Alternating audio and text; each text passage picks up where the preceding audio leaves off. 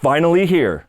The industry club standard DJ mixer has a brand new face. It's a combination of a robust 4-channel design, advanced new features, and intuitive controls that make it easy to adapt to, while expanding the creative palette and applications to different types of performances. Greetings, knowledge seekers. The force is with you. My name is Priyon Joni, and I'm excited to finally show you the DJM-A9 4-channel professional DJ mixer from Pioneer DJ. If you want to see a full technical rundown of this mixer, check out Pioneer DJ USA's full overview with Pioneer DJ demonstrator Matt Play. He does a great job deep diving into the power of the A9 from top to bottom. Follow this link right here. Today, I'm just going to show you some highlights and how I would use it, so stick around after these messages. This video is brought to you by Direct Music Service. Check out the description or the pinned comment below for discount codes. Priyon Joni, may the force be with you. So, just a friendly disclosure. As many of you already know, just like Matt Play, I am an official product demonstrator for Pioneer DJ, but this video is not produced in partnership or collaboration with them. It's just my personal take on what I find exciting about it while it's still here with me. Keep in mind, this is a demonstration and not a review. From nightclubs to music festivals around the world, the DJM-A9 sets the new standard for mixing on stage, especially when you're mixing with CDJs.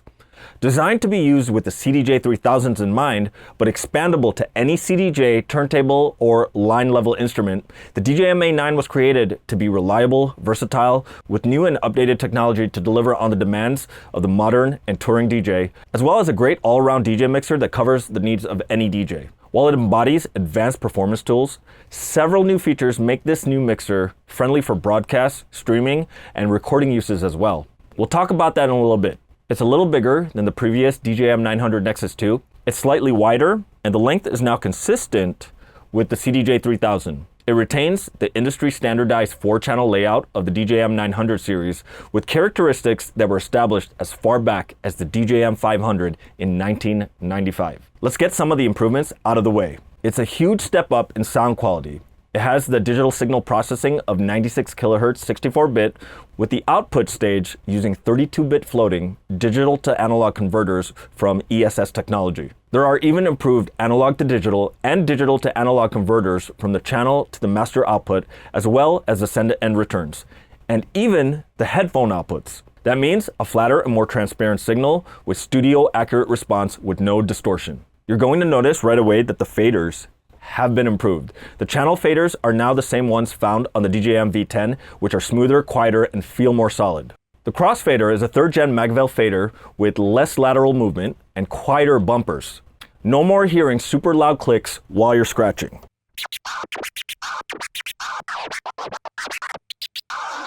The EQ section has been improved with more distance between the knobs to fit your hand. You still have 2 modes, which is the EQ for a minus 26 decibel cut, or the isolator. In isolator mode, which turns the EQ to be able to do a full frequency kill, has a slight change to it. The treble knob's cutoff has been lowered to 2.2 kHz from the previous 4.6 on the 900 Nexus 2. This helps capture the hi-hats and instruments of the upper frequencies matching the treble knob of the DJM V10. The booth monitor output now has a 2-band EQ control, just like on the V10. If the monitor speakers are too bright, you can tune down the treble. If those speakers are clipping or the main subwoofers are too loud, you can turn down the bass. Also, just like on the V10 as well as the DJM Tour 1, there are 2 separately controlled headphone outputs, which you can use for back-to-back sets with another DJ. Each output has an 1/8 inch and 1/4 inch. The secondary headphones are in the front. The bigger headphone cue button is for the main headphones, and the smaller ones are for the secondary headphones. Both headphones have split cue, as well as link cue for previewing songs on the CDJ 3000 that aren't loaded. The A9 now has a Bluetooth input, which can be pulled up and selected on any of the 4 channels. Bluetooth pairing button is over here, and you can select Bluetooth using the input selector. This way, the bar staff can play music before the DJ shows up or use it for sound checking. As always, you can connect up to 2 computers if you wish to use the mixer with DJ software, like Rekordbox in performance mode or Serato DJ Pro. When set up with Pro DJ Link, you can use the USB connection for link export in Rekordbox export mode as well. The neat thing here is each connectivity gives you the choice of USB Type-C or USB-B. See, for computer A, you have USB-B or Type-C, and same for computer B. That way, if you have an older computer, you can still use it with a traditional USB-A to B cable. Or if you have a newer computer, you can use a USB Type-C to C cable instead. Choice is there, so you don't have to worry about forgetting the right cable, adapter, or dongle. Now, for the big new features. You probably noticed the antenna over here. While the A9 still connects to the CDJs needing a LAN hub or Ethernet switch to be in Pro DJ Link, it can utilize its Wi-Fi card to access the Wi-Fi router connected to the internet, so you can access music from your Rekordbox cloud library wirelessly. The new Stagehand app for iPad iOS can also connect the A9 by being connected directly to the LAN hub or wirelessly to the A9's Wi-Fi. The color effects now have a new center lock knob. When engaged, the mechanism stops your knob from going past 12 o'clock until you let go of the knob. So with center lock off, I can move the knob freely, but with center lock on, it locks at 12 until I let it go. Then I can go down, go back to 12, it locks at 12. So with center lock off with music, center lock on. This helps you prevent accidentally leaving your color effects slightly off. You know those times where you bring up a song and you notice there's no bass because your filter is slightly at 1230. This helps you prevent that. And if you don't need it at the time, you can turn the center lock off. Now, if you want to see more product videos like this one, center your lock on the subscribe button and that little bell icon. The beat effects section is slightly redesigned to improve user experience. Instead of the channel selector switch, selecting a channel can be done with dedicated individual illuminated channel buttons, which include master and crossfader A and B. With this new design, you can clearly see which channel you have the beat effect selected on, even if you're in the dark club. And it even retains the indicator right on the channel just to make sure you can see it when your eyes aren't laid on the beat effects. There's now an LCD display for both your effects and utility, as well as the X-Pad that you can use for beat effects expressions.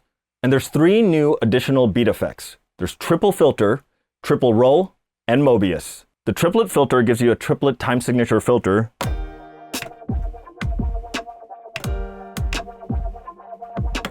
And a triplet roll is a triplet beat roll.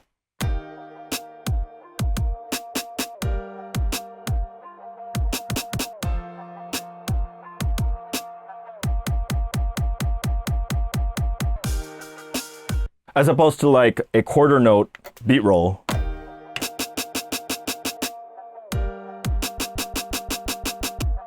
And Mobius is just an uplifter sound. And you can change the shape. Square wave, sawtooth.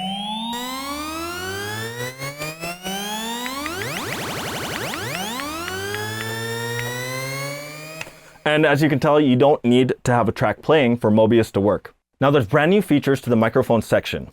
There are 2 inputs, but now with the option to toggle 48 volt phantom power. You can now use a condenser microphone with the A9. Now you might ask, why would you use a condenser? Condensers are way too sensitive for a live setting. Well, it's not for the stage. This opens up the option to use it in a live stream or broadcast setting without the need for additional gear like a mixer or additional channels on an audio interface. Now, Pioneer DJ mixers have had this for a while, the ability to use it as an audio interface for producing music, but now you can use it for vocal recording with a high quality studio microphone. The mic section now has its own independent effects from the beat effects. You have echo, You have pitch, pitching up, Luke. And you have megaphone to make it sound like you're talking over a megaphone.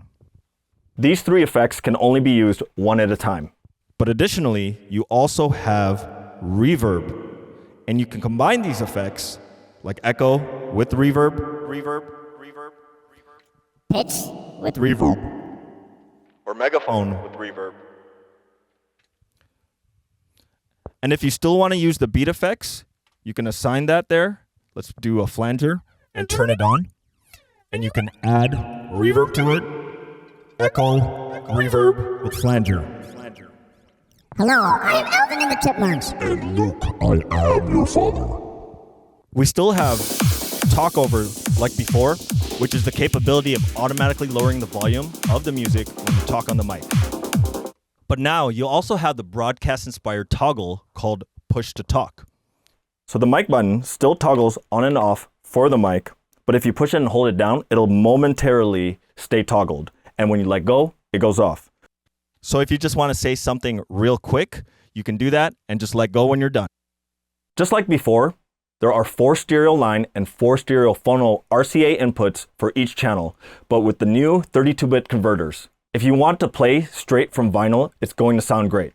The return input can also be used as an auxiliary input, which is selectable on any of the 4 channels. The send and return jacks, as well as the record output, are now moved out of the way to give you more room for the signal and ground. And the digital inputs are now in a 1x4 array, which matches the channel order, so it's easier to plug them in from the front without the guesswork when you're standing from the side where you can't read them. Just like the CDJ3000s, it comes with a lockable IEC power cable that click locks straight to the DJM-A9, so there's no embarrassing accidental disconnection during a performance. Now, as a companion to the DJM-A9 and CDJ3000s, as I mentioned earlier, there is now a new Stagehand app for iPad iOS that sound engineers and production staff can use to manage both the A9 and the 3000s. And you have the option to use the iPad wired connected to the LAN hub through Pro DJ Link, as well as wirelessly through Wi-Fi. So I hope this video has given you a glimpse into the power and versatility of the DJM-A9 to help you elevate your DJ game to the next level from the club to the festival stage. A lot of you are going to start running into this mixer soon, which you can use with any CDJ or DJ deck. But to maximize your experience with most of the features, it's best to use it with the CDJ3000s. Find out more about the CDJ3000s over here, and we'll see you in the next video after you hit that like and subscribe button. And don't forget, the force is with you always.